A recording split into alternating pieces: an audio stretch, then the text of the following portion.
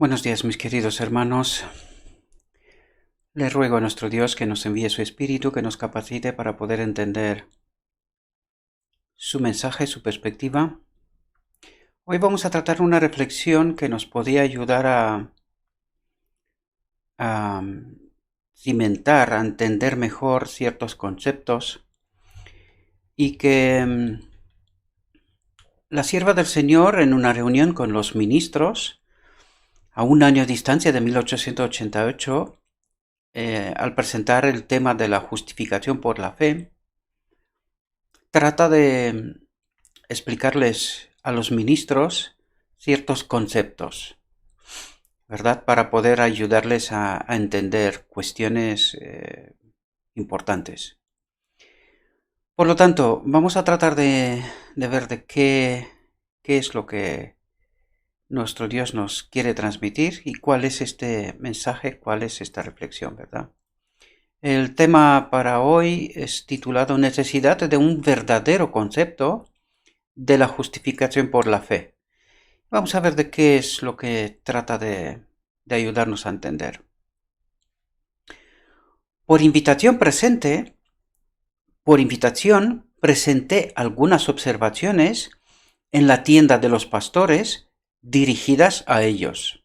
Cuando dice tienda de los pastores hay que entender que está hablando de una reunión campestre que ocurre 13 de septiembre en Colorado, a un año distancia aproximadamente, un año del rechazo del mensaje de 1888. Entonces vamos a ver qué es lo que trata de explicarles la sierva del Señor, cuál es el mensaje de lo alto para ellos, ¿verdad? Y para nosotros hoy también, ¿verdad? Hablamos un poco acerca de los mejores planes que debían hacerse allí para educar al pueblo que estaba reunido en ese mismo campamento, con referencia a la religión del hogar. Muchas personas parecían ser ignorantes con respecto a lo que es la fe. Muchos se quejaban de sentir oscuridad y descorazonamiento. Pregunté, ¿están vuestros rostros mirando a Jesús? ¿Lo estáis contemplando a Él, el sol de justicia?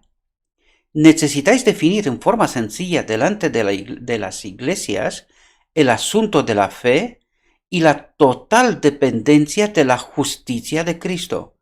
Justicia de Cristo siendo el mensaje que nos fue enviado en 1888, que es el mensaje referente al día de la expiación, ¿verdad? En vuestras disertaciones y oraciones os habéis espaciado tan poco en Cristo, en su amor incomparable, en su gran sacrificio en nuestro favor, que Satanás casi ha eclipsado la comprensión que debemos y necesitamos tener de Cristo Jesús. Debemos confiar menos en los seres humanos para obtener ayuda espiritual y más, mucho más, en acercarnos a Jesucristo como nuestro Redentor. Cuando dice esto, debemos confiar menos en los seres humanos, se refiere confiar, teniendo en cuenta que les está hablando a los ministros, ¿verdad? Y dice, lo que trata de decir es, confiad menos en el liderazgo. O sea, no os apoyéis en el liderazgo más que en Dios. Eso es lo que trata de decir, ¿verdad? No trata de desconsiderar al liderazgo. No es eso lo que trata de hacer. Pero sí, es decir, tenemos que confiar en lo que está escrito mucho más que en el liderazgo. ¿Por qué? Pues porque un líder se puede equivocar, pero la palabra de Dios no, ¿verdad? Y eso es lo que trata de decir. Debemos confiar menos en los seres humanos para obtener ayuda espiritual y más, mucho más, en acercarnos a Jesucristo como nuestro Redentor, es decir, como una presencia viva, real para cada uno de nosotros, y Él que sea la ayuda espiritual que necesitamos, ¿verdad? Porque si entendemos lo que pasó en 88, fue el liderazgo, los líderes, ¿verdad?, que se opusieron a este mensaje. Y claro, eso es lo que trata de decir. Esto es un error. Cuando vosotros como ministros estáis escuchando al presidente, a aquel, al otro, los cargos, los responsables, ¿verdad?, los pesos pesados, como lo solemos llamar, ¿no? Pues Ponéis más confianza en el hombre que en Dios y en el mensaje que les fue enviado. Y desgraciadamente fue lo que pasó en realidad, ¿verdad? Pues ella trata de reparar, de arreglar ese entendimiento, ¿verdad? No se debe poner más confianza en los hombres, los líderes, que en la misma palabra de Dios, ¿verdad? Y debemos de tener mucha más confianza en Cristo, que es una presencia real para cada uno de nosotros, y en lo escrito está, que en el ser humano, ¿verdad? Podemos espaciarnos con un propósito definido en los atributos celestiales de Cristo Jesús. Podemos hablar de su amor, podemos contar y cantar sus misericordias, podemos hacer de él nuestro propio Salvador personal, lo que trataba de deciros antes, ¿verdad? Una presencia real. Entonces seremos uno con Cristo, ¿verdad? En el momento que vivimos con esta presencia real, ¿verdad? Como si fuera un amigo con nosotros constantemente, ¿verdad? No es como si fuera, sino que es que lo es, ¿verdad? Es un amigo invisible, pero lo es. Es una presencia real, ¿verdad? Amaremos lo que Cristo amó. Odiaremos el pecado, lo que Cristo odió. Estas cosas deben ser el tema de nuestra conversación. En ellas debemos espaciarnos, ¿verdad? Me dirijo a los pastores. Conducid a la gente paso a paso, espaciándoos en la eficiencia de Cristo, hasta que por una fe viva ellos vean a Jesús tal como es, lo vean en su plenitud, un Salvador que perdona el pecado, uno que puede perdonar todas nuestras transgresiones. Es contemplándolo como llegamos a transformarnos a su semejanza. Cuando nos dice contemplándonos es lo que tratamos de explicar aquí. Entender su obra, cómo hizo, con qué poder, ¿verdad? De qué manera. Y en esta reflexión vamos a ver que va fortaleciendo, asentando todavía más lo que venimos tratando, ¿verdad? Últimamente. Bueno, casi siempre, en realidad. Es contemplándolo como llegamos a transformarnos a su semejanza. Esta es una verdad presente, es una realidad. Eso es lo que trata de decirnos, ¿verdad? Pero nosotros hemos exaltado solo en forma casual a Cristo como el Salvador que perdona el pecado. Y vamos a ver qué es lo que realmente trata de decirnos, ¿verdad? Debemos de conservar delante de la mente al Salvador que perdona el pecado, pero tenemos que presentarlo en su verdadera posición, ¿verdad? Como el que vino a morir para magnificar la ley de Dios y hacerla honorable. Y sin embargo, para justificar al pecador que dependa totalmente de los méritos de la sangre de un Salvador crucificado y resucitado. Esto no se ha hecho claro. Y vamos a ver por qué amplía qué es esto de que no se ha hecho claro, qué es lo que no predicamos. Porque yo creo que se predica de Cristo, es verdad, quizás no tanto como debería, pero se predica alguna parte de su obra, obviándose otra. Y vamos a ver de qué es lo que trata de apuntar y resaltar, ¿verdad? El mensaje salvador del alma, el mensaje del tercer ángel, es el mensaje que debe ser dado al mundo. Por lo tanto, ¿cuál es el mensaje que tiene que ser dado al mundo? El mensaje del tercer ángel. Pero que hay que entender cuál es ese mensaje. Nosotros venimos tratándolo aquí, ¿verdad? Y nos lo explicará. Los mandamientos de Dios y la fe de Jesús, ambas cosas son importantes, inmensamente importantes, y deben darse con igual fuerza y poder. ¿Y qué es lo que trata de decirnos aquí? ¿Cuáles son los mandamientos de Dios y la fe de Jesús? Justamente venimos hablando de esto en las reflexiones anteriores. ¿Cuál era la fe de Jesús? ¿Verdad? ¿Cuál era la fe de Jesús? La presencia de su Padre en él, ¿verdad? Eso es lo que le aseguró la victoria, ¿verdad? Por lo tanto, cuando dice la fe de Jesús, este es el lado que nosotros hemos obviado y podemos decir hoy, nos lo dirá también la reflexión, ¿verdad? Pero podemos decir hoy que para nosotros es un gran desconocimiento este asunto, ¿verdad? nos hemos detenido mayormente sobre la primera parte del mensaje y la segunda parte se ha presentado en forma casual. No se comprende la fe de Jesús. ¿Entendemos? Esa es la parte que nosotros no la hemos entendido. Y en verdad, si vamos hoy al pueblo y preguntamos, ¿qué es la fe de Jesús? Vamos a obtener multitud de respuestas. La auténtica realidad es que no se sabe cuál es la fe de Jesús, ¿verdad? Incluso entre los ministros. Y esto me parece todavía más grave. Debemos hablar acerca de ella. Debemos vivirla, dice. Porque ¿qué es la fe de Jesús? La presencia del Espíritu Santo, la presencia del Espíritu del Padre en Cristo y la presencia del Espíritu de Cristo en nosotros. ¿Entendemos? Y esa es la parte que nosotros no hemos comprendido, ¿verdad? Esta presencia real, santificadora, purificadora, que nos sella, nos transforma y nos prepara para entrar en el reino, ¿verdad? Debemos hablar acerca de ella, de la fe de Jesús. Debemos vivirla.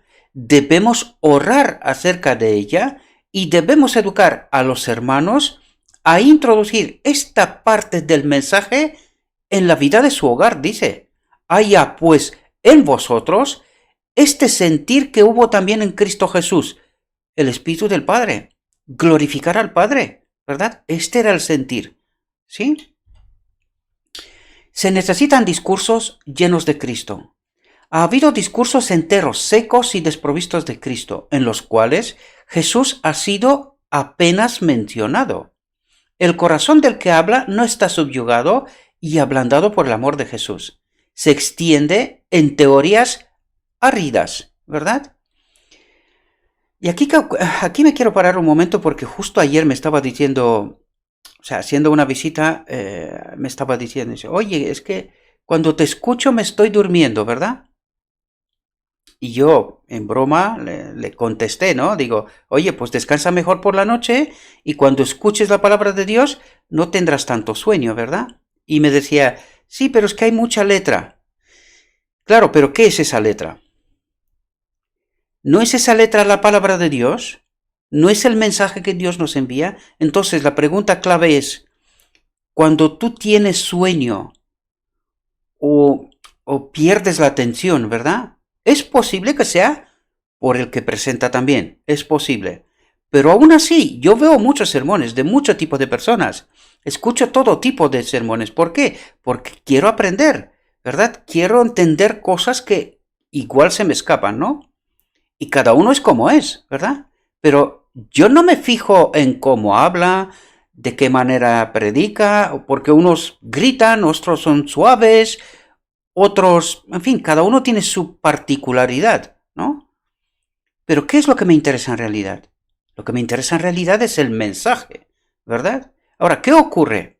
Que muchas veces, y nos hemos acostumbrado, ¿verdad?, con esto, es que los ministros están educados, ¿verdad? Y es parte de su educación en las escuelas, en las maestrías, escuelas teológicas y tal, el cómo transmitir el mensaje, ¿verdad?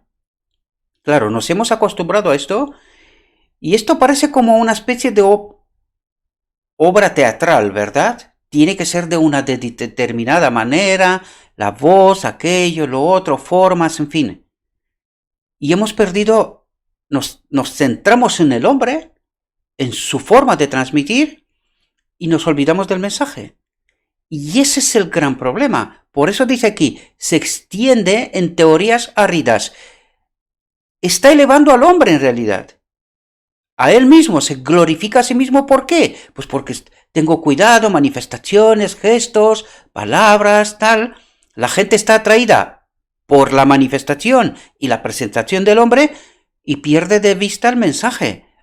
O, como en este caso, que son teorías áridas que no transmite, no dice nada, ¿verdad? Está hablando con un lenguaje elevado, mucha gente no lo entiende, cosas por estilo. Y en realidad, cuando tenemos el Espíritu de Cristo, en realidad deberíamos de estar interesados por el mensaje, porque Dios no habla por hablar, habla porque transmite. Y si Dios transmite y yo no recepciono, ¿Dónde está el problema? El problema resiste en que su espíritu no me acompaña. El otro espíritu me dice, va, mejor dormir, descansar. Este es aburrido y no dice nada, ¿verdad? Y por eso yo os lo digo siempre, no os centréis en mí, céntrese en el mensaje. Si queréis entender el mensaje que se transmite. Porque si os centráis en mí, incluso me decía, es que tu imagen es muy pequeñita, casi no se te ve. Mejor, porque no a mí me tienes que ver, sino el mensaje. Y esa es la recomendación que os quiero hacer, mis queridos hermanos. No os centréis en el personaje. Yo le puse aquí una cámara para que no se escuche una voz detrás y que no se sepa de quién va, ¿verdad? Y yo no tengo por qué esconderme. Por lo tanto, puse la cámara para que sepáis quién es la persona, pero no es por mí. O sea, yo no soy relevante. Lo he dicho y lo seguiré diciendo todo el rato. Yo no soy relevante. Centraos en el mensaje. Tratad de entender el mensaje, ¿verdad? Sigamos. No seas... el corazón del que habla no está subyugado y ablandado por el amor de Jesús. Se extienden teorías áridas, no se hace una gran impresión, el orador no tiene la unción divina, ¿y cómo puede él conmover los corazones del pueblo? Necesitamos arrepentirnos y convertirnos.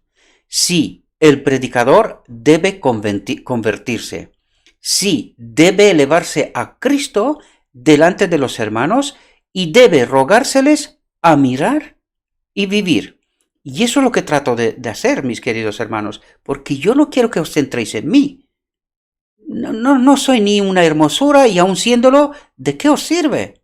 De nada, ni tampoco soy una capacidad, ni nada por el estilo. Por eso digo, no os centréis en mí, centraos en el mensaje. Y ya está. Y incluso si no os gusta la forma de presentar, pues hay más gente que presenta, ¿entendéis? No quiero decir esto, ¿verdad? Pero si no os gusta, pues es como en la tele, ¿no? Cambiad de canal y ya está. Eso no hay problema. El problema sería que perdáis el mensaje. Quizás no vais a escuchar este mensaje en otra parte. Quizás, ¿verdad? Fijaos lo que nos dice. ¿Por qué nuestros labios guardan silencio acerca del tema, atentos, de la justicia de Cristo y su amor por el mundo? Y es interesante porque ella misma lo dice en aquel instante, ¿verdad? Pero este problema sigue sin comprenderse hasta hoy. ¿Por qué nuestros labios guardan silencio acerca del tema de la justicia de Cristo y su amor por el mundo? ¿Por qué no damos a la gente lo que le dará nueva vida? Por lo tanto, la justicia de Cristo nos daría nueva vida. Eso es lo que trata de decir. Y ahora lo sabemos porque hemos tratado estos últimos temas. Habla precisamente de esto, ¿verdad? De la justicia de Cristo, que es la presencia del Padre en Él y el Espíritu de Cristo en nosotros, ¿verdad? Esa es la justicia de Cristo en Él, ¿verdad? Y en nosotros. ¿Comprendemos? Es el propósito de Dios en realidad. Y esto nos daría nueva vida, ¿verdad? Porque es nuevo entendimiento, a eso refiere. Un nuevo entendimiento, y al entender esas realidades, mi vida cambia. ¿Entendemos? El apóstol Pablo se llena de arrobamiento y adoración cuando declara: e indiscutiblemente grande es el misterio de la piedad, lo que tratamos de entender estas últimas reflexiones, ¿verdad? Dios fue manifestado en carne, la encarnación de Cristo, ¿verdad? Justificado en el Espíritu. ¿Qué dice?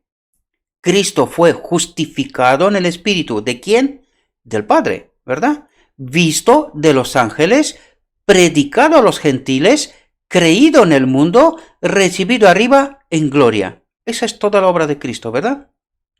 Haya pues en vosotros este sentir que hubo también en Cristo Jesús, el cual, siendo en forma de Dios, no estimó el ser igual a Dios como cosa a que aferrarse. Es decir, no tuvo ningún problema en renunciar a ser Dios, ¿verdad? Sino que se despojó a sí mismo, tomando forma de siervo, se hizo hombre.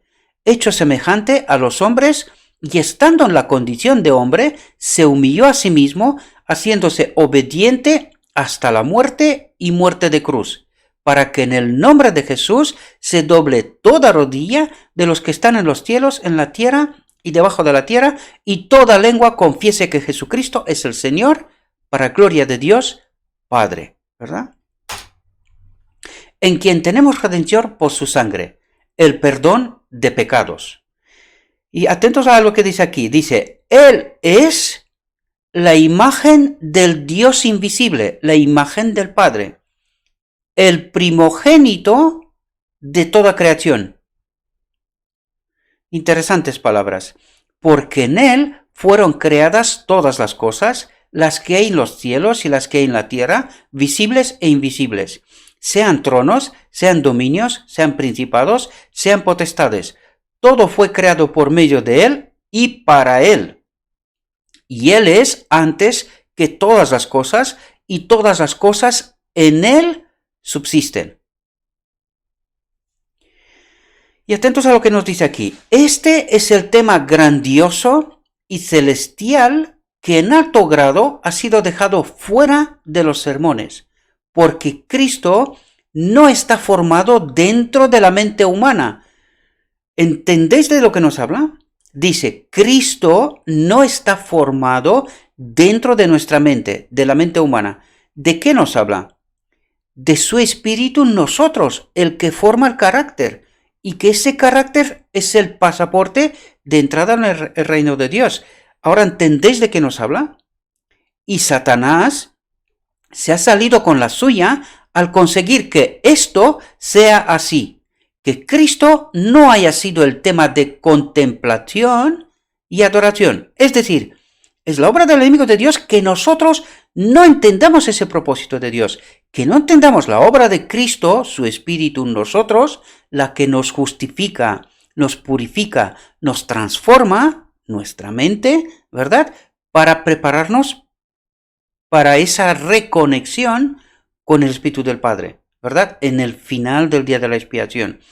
Y entendéis que esta es la obra del enemigo de Dios. Él sabía cómo y de qué manera hacer de que nosotros no entendamos esto, ¿verdad? Este nombre tan poderoso, tan esencial, debe estar en cada lengua. El estudio de Cristo. Entender bien quién era, cuál fue su obra, con qué poder la hizo y cuál es el propósito, ¿verdad? Entender todo lo que se puede entender. De la cual, de la iglesia, fui hecho ministro según la administración de Dios que me fue dada para con vosotros, para que anuncie cumplidamente la palabra de Dios. Habla Pablo, ¿verdad? Atentos. El misterio que había estado oculto de los siglos y edades, pero que ahora ha sido manifestado a sus santos. ¿Cuándo fue manifestado? Se le manifestó a Pablo, la iglesia primaria habló sobre esto, se nos manifestó a nosotros en 88 y se está manifestando ahora de nuevo. ¿Entendéis? A quienes Dios quiso dar a conocer las riquezas de la gloria de este misterio entre los gentiles, dice, que es Cristo en vosotros. Ahora podemos entender las palabras de Pablo. Cristo en vosotros, la esperanza de gloria, a quien anunciamos, amonestando a todo hombre y enseñando a todo hombre en toda sabiduría, a fin de presentar perfecto en Cristo Jesús a todo hombre. Y ahora entendemos la obra de purificación, la obra de justificación, ¿verdad? Hoy, para lo cual también trabajo, luchando según la potencia de Él, la cual actúa poderosamente en mí. Y atentos aquí. Aquí está la obra de los ministros de Cristo. Debido a que esta obra no ha sido hecha, debido a que Cristo y su carácter, sus palabras y su obra no han sido presentados a la gente, el estado religioso de las iglesias testifica en contra de los maestros. Por lo tanto, aquí nos dice Dios algo. ¿Por qué están las iglesias así? Porque los maestros, al rechazar el mensaje, ¿verdad? Los ministros, al rechazar el mensaje, han ido perdiendo este concepto, ¿verdad? no lo han predicado a la iglesia. ¿Y qué ha pasado con la iglesia? Pues el estado religioso, dice, está decaído. Y hoy lo podemos ver, las consecuencias. Dice, las iglesias están a punto de morir porque se presenta poco a Cristo. Ellas no tienen vida ni discernimiento espiritual. Cuando dice ellas no tienen vida, no tienen a Cristo y por eso no tienen discernimiento espiritual. Eso es lo que trata de decirnos, ¿verdad? Esto es una amonestación y ojalá haya quien entienda ahora este mensaje. Ojalá haya quien, ¿verdad? Temor al mensaje de la justificación por la fe. Ellos mismos, los maestros del pueblo, no se han familiarizado mediante una experiencia viva con la fuente de su dependencia y poder, con el Espíritu de Cristo, ¿verdad? Y cuando el Señor, atentos lo que dice aquí, y cuando el Señor envía hombres precisamente con el mensaje para este tiempo, a fin de que lo den al pueblo, atentos, un mensaje que no es una nueva verdad, sino la misma que Pablo enseñó, que Cristo mismo enseñó, resulta para ellos una doctrina extraña. ¿Y no es lo que está pasando hoy? Claro, exactamente eso es lo que está pasando hoy. Fijaos lo que dice. Comienzan a inducir al pueblo a que tenga cuidado.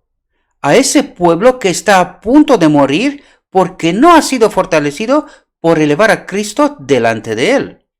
Comienzan a decirle al pueblo, no os apresuréis demasiado, mejor esperad, y no recibáis este asunto hasta que no sepáis más acerca de él. Y los ministros predican las mismas teorías áridas cuando el pueblo necesita maná fresco. ¿Y ahora entendéis qué es lo que nos ha pasado? Al perder de vista a Cristo, al perder de vista la auténtica obra de Cristo, el mensaje, ¿verdad? Pues hemos ido cayendo, alejándonos hasta que recibimos este mensaje, ¿verdad? Tan válido para ellos entonces como para nosotros hoy. Yo diría que para nosotros hoy más todavía, ¿verdad? El carácter de Cristo es un carácter infinitamente perfecto y debe ser elevado y presentado en forma prominente porque Cristo es el poder, la fuerza, la santificación y la justificación de todos los que creen en él. Pero claro, si nosotros no hemos entendido esta obra, nos fuimos por otros derroteros. Nosotros no entendimos que esta obra es una obra real para nosotros hoy, ¿verdad? Él hoy es poder para mí, fuerza para mí, santificación para mí y justificación para mí.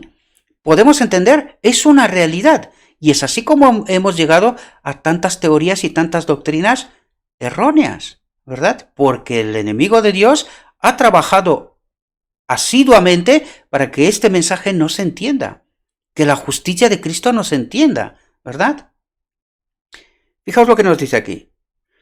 Los hombres que han tenido un espíritu farisaico piensan que si se aferran a lo que consideran las buenas teorías antiguas, y no toman parte en el mensaje enviado por Dios a su pueblo, estarán en una posición segura y buena. Y así piensa la iglesia, ¿verdad? Así pensaban los fariseos de antaño, y su ejemplo debe ser una advertencia para los ministros en contra de esa actitud de satisfacción propia, ¿verdad? Como si no hay más progresión, no hay más luz, no hay más entendimiento, ¿verdad? Como si ya lo tenemos claro todo, ¿verdad? Presentad los temas inspiradores del Evangelio. Necesitamos que un poder se posesione de nosotros ahora. ¿Entendéis de lo que nos dice? Necesitamos que un poder, el poder del Espíritu de Cristo, se posesione de nosotros ahora y nos conmueva a tener diligencia y fe ferviente.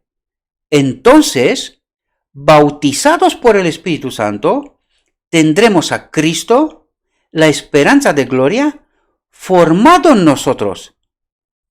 ¿Entendéis de lo que nos habla? Entonces exhibiremos a Cristo como el objeto divino de nuestra fe y nuestro amor. Hablaremos de Cristo. Oraremos a Cristo y acerca de Cristo. Alabaremos su santo nombre. Presentaremos ante el pueblo sus milagros, su abnegación, su sacrificio propio, sus sufrimientos, su crucifixión, su resurrección y su ascensión triunfal. Estos son los temas inspiradores del Evangelio para despertar amor y fervor intenso en cada corazón. Aquí están los tesoros de sabiduría y conocimiento, una fuente inextinguible. Cuanto más busquéis de esta experiencia, mayor será el valor de vuestra vida. Puede sacarse de la fuente agua viva. Entendimiento de la palabra de Dios, ¿verdad? Puede sacarse de la fuente agua viva. Y sin embargo, no habrá disminución de la provisión de la misma. Es decir, más entendimiento. Hay progresión constante, más, cada vez más, ¿verdad? Puede sacarse de la fuente agua viva y sin embargo no habrá disminución de la provisión de la misma. Los ministros del Evangelio serían hombres poderosos si colocarán siempre al Señor delante de ellos y dedicarán su tiempo al estudio de su adorable carácter, Y es así como hubiésemos entendido quién es la justicia de Cristo, ¿verdad? ¿Cuál era la fe de Cristo? ¿Quién era su carácter? ¿Entendéis? Pero claro, no hicimos esto y no lo entendimos. Si hicieran esto, no habría apostasías. Dice, si hicieran esto, no habría apostasías. Y nadie sería separado de la asociación, hermandad, por haber acarreado desgracia a la causa de Dios y puesto a Jesús en una condición de pública vergüenza, debido a sus prácticas licenciosas, ¿verdad? Las facultades de todo ministro del Evangelio deben ser empleadas para educar a las iglesias de creyentes a recibir a Cristo por fe como su Salvador personal, mi Salvador, el que obra en mí todo lo que necesito. ¿Podemos entenderlo? A incorporarlo en sus mismas vidas y hacer de él su modelo, para aprender de Jesús, creer en Jesús y exaltar a Jesús. El ministro mismo debe espaciarse en el carácter de Cristo. Otra vez nos lo dice, ¿verdad? Debe ponderar la verdad y meditar en los misterios de la redención, especialmente la obra mediadora de Cristo para este tiempo. ¿De qué nos habla? De este Cristo personal, este Cristo que me justifica a mí, hoy. ¿Entendemos? Y que hemos perdido de vista, sin darnos cuenta. Y aquí nos dice una verdad que ya la estudiamos en las reflexiones anteriores. Fijaos lo que os dice aquí. Espaciaos más en la encarnación y la expiación. Por lo tanto, ¿cuándo se hizo la expiación? El sacrificio para la expiación. En la encarnación. ¿Lo podemos entender una vez más? Espaciaos más en la encarnación y la expiación. Si Cristo es todo y en todo para cada uno de nosotros, ¿por qué no nos espaciamos más en su encarnación y en su sacrificio expiatorio en las iglesias? ¿Entendemos dónde se hizo el sacrificio expiatorio? ¿Por qué no se emplean los corazones y las lenguas en alabar al Redentor? Esta será la manera en que se usarán las facultades de los redimidos durante los siglos sin fin de la eternidad. Necesitamos nosotros mismos tener una viva relación con Dios a fin de enseñar a Jesús a otros. Y eso es fundamental. Porque si predicamos la palabra sin Cristo, erramos, nos equivocamos, no entendemos, predicamos teorías áridas, como lo dijo ya en varias ocasiones hasta ahora, ¿verdad?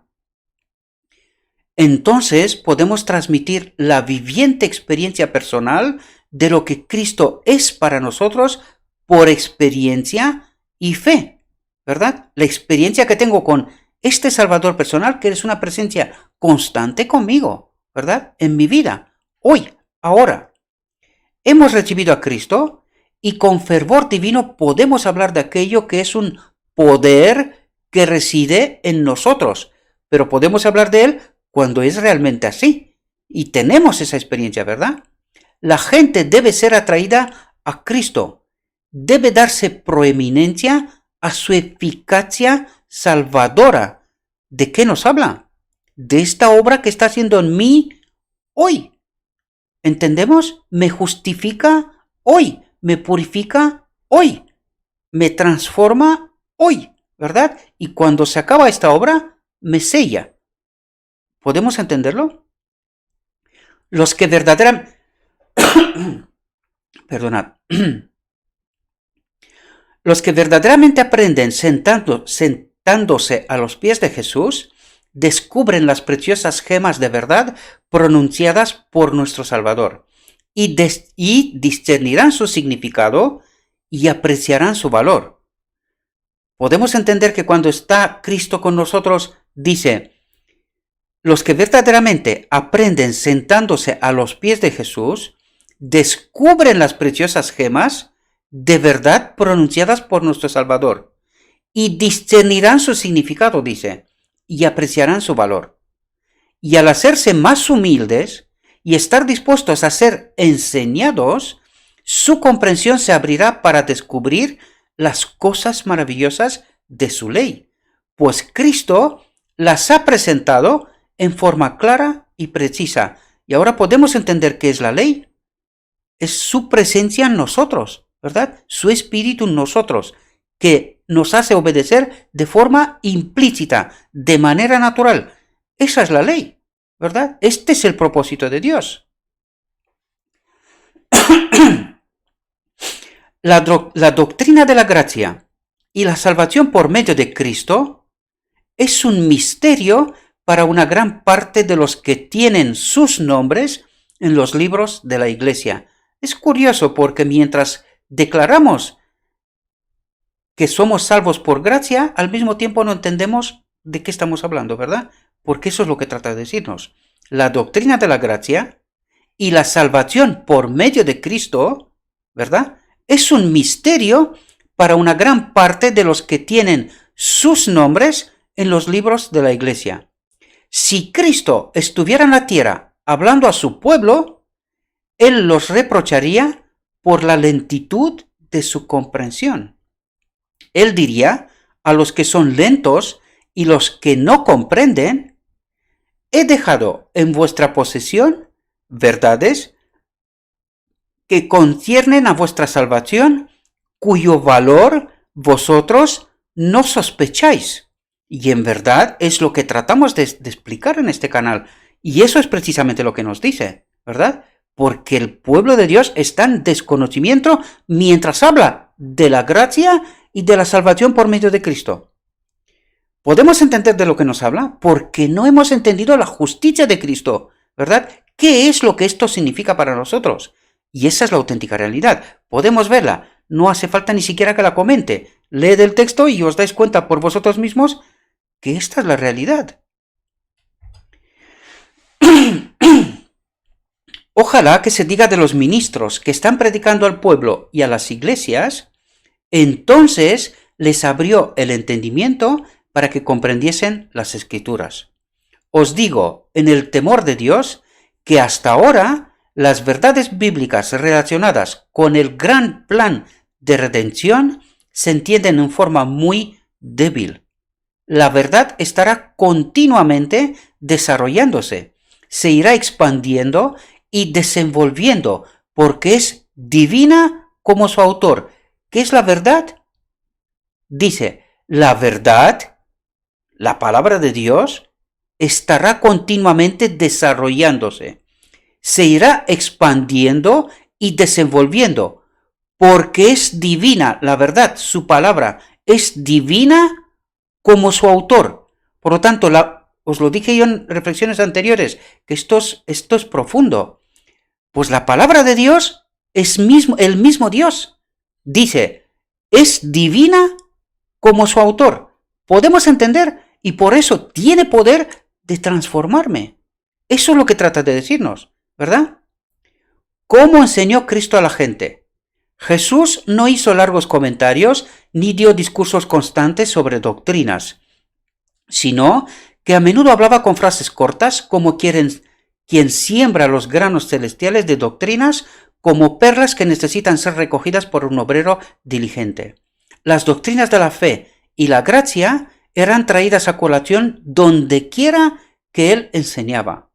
¿O por qué los ministros no les dan a las iglesias precisamente el alimento que les comunicaría salud y vigor espirituales?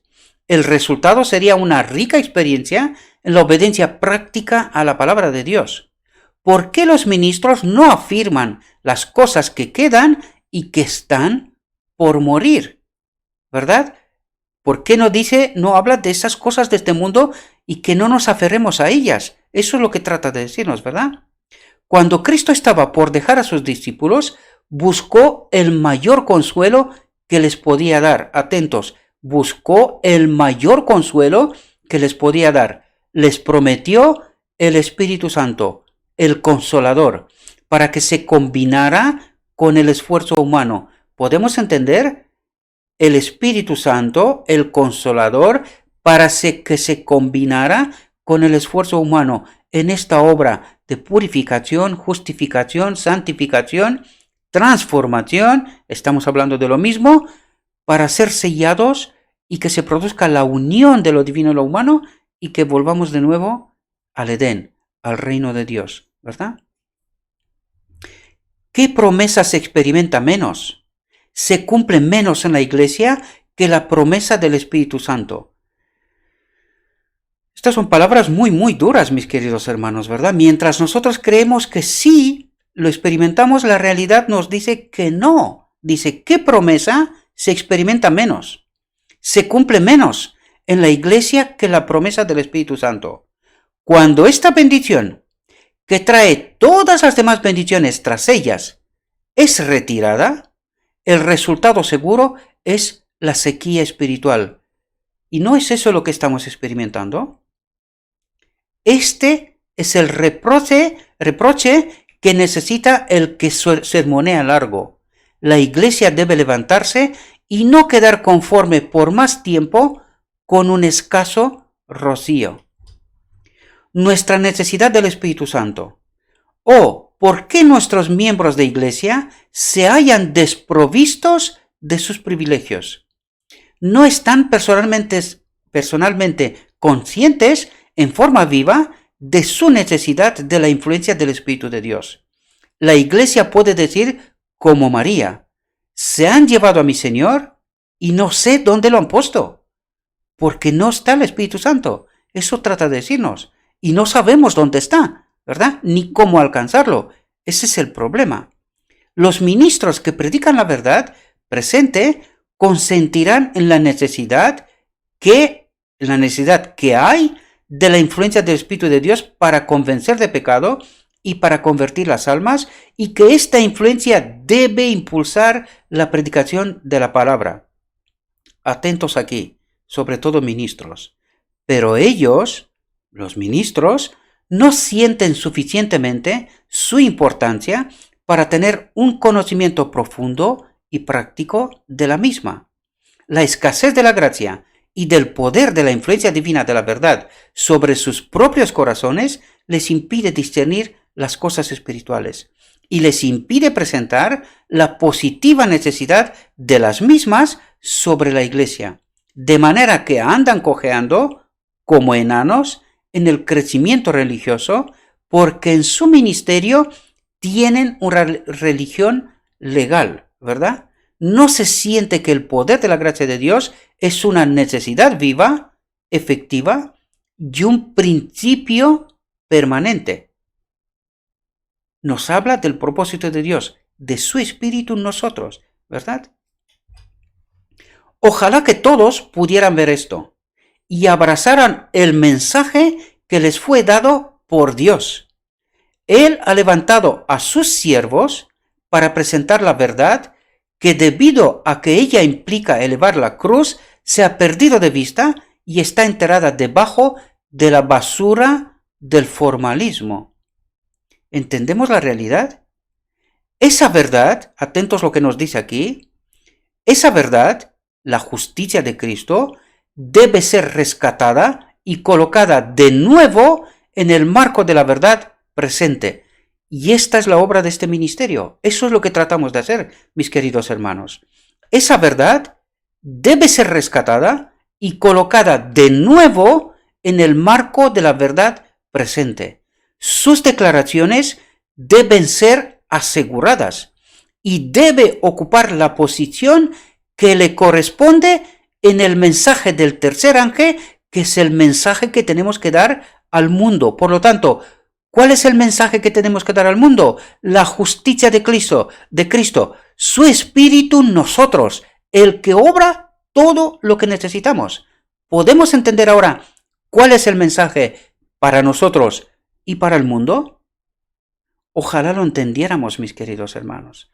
Ojalá que los muchos ministros de Cristo proclamen ayuno, convoquen a solemne reunión y busquen a Dios mientras puede ser hallado. Clamad a Él mientras yacéis ahora al pie de la cruz del Calvario. Despojaos de todo orgullo y como guardianes representantes de las iglesias, llorad entre la entrada y el altar y clamad: perdona a tu pueblo, Señor, y no rechaces tu heredad. Quita de nosotros lo que quieras, pero no nos quites tu Santo Espíritu, porque somos tu pueblo. Amén, queridos. Amén. Ojalá entendiéramos eso.